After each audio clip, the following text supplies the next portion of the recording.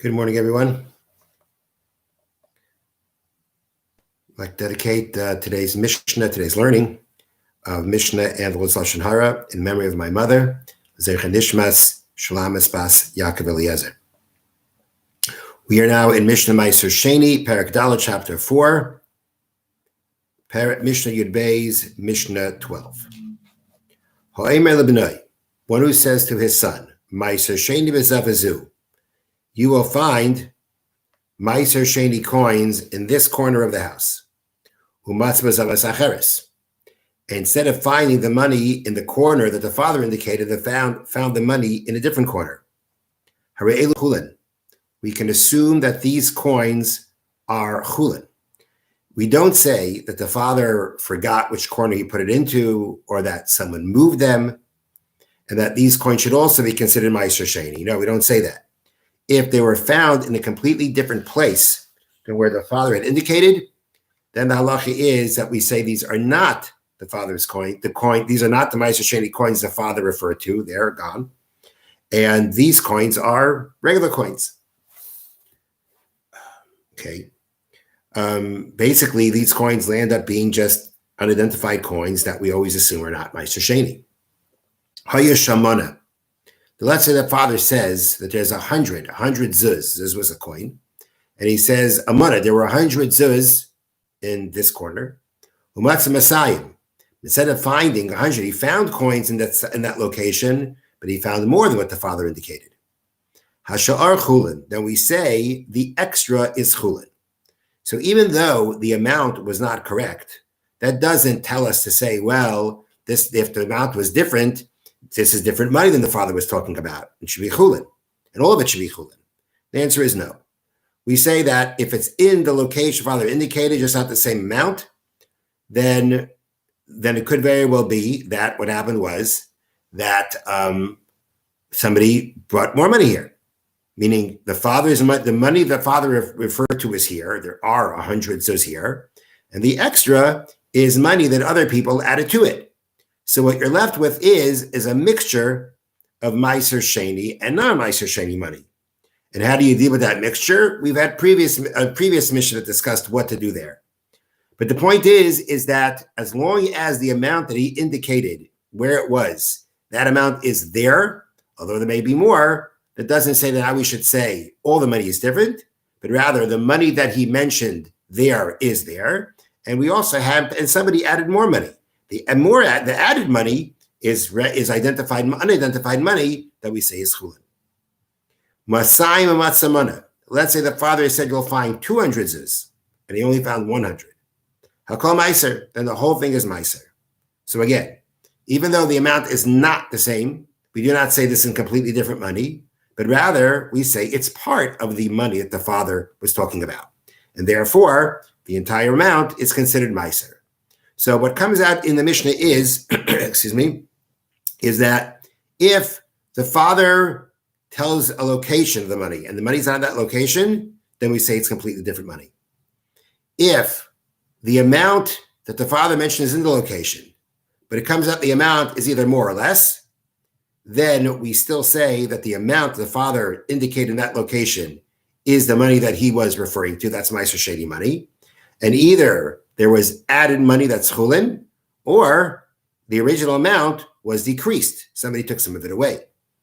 But once you have the amount that he says in the location that he says, that amount will be Meiser Sheni.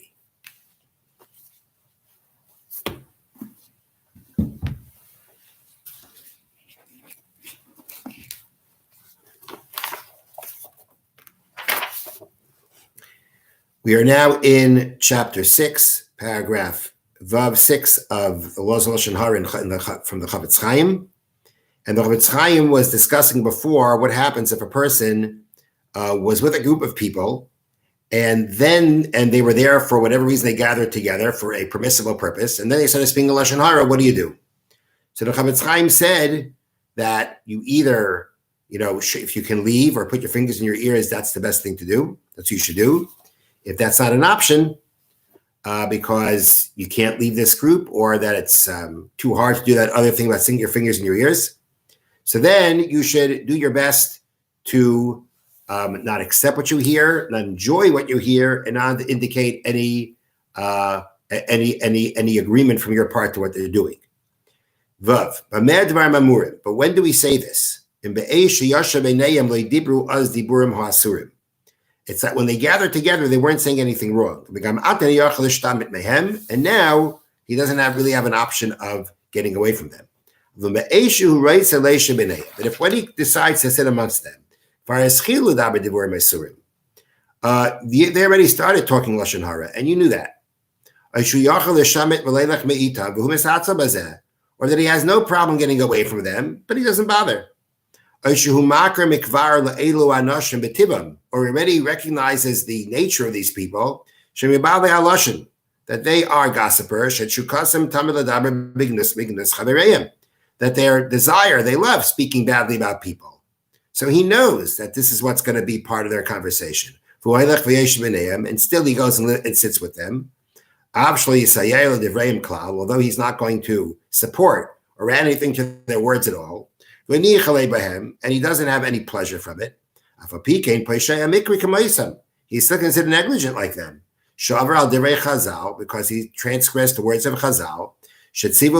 Of our sages. They transgressed the words of our sages. They told us to distance ourselves from hearing words that are not appropriate, that are negative about people. All the more so if he really wants to, meaning if he's there, he doesn't like what they're saying, he's not participating in what they're saying, nonetheless, he shouldn't be there. And more so if, let's say, he wants to hear what they're saying. This is a very grave sin. And he will be inscribed above in heaven in the book of remembrances, and be called and be described as a person of wickedness and a person who speaks Lashon Harah.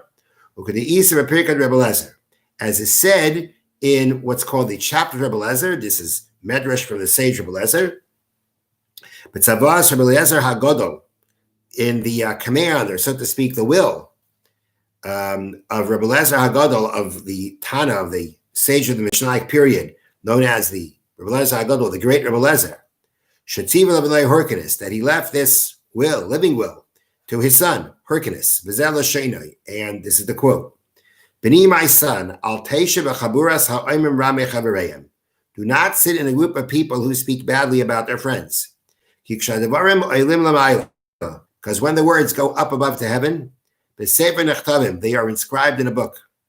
And all those who are there are inscribed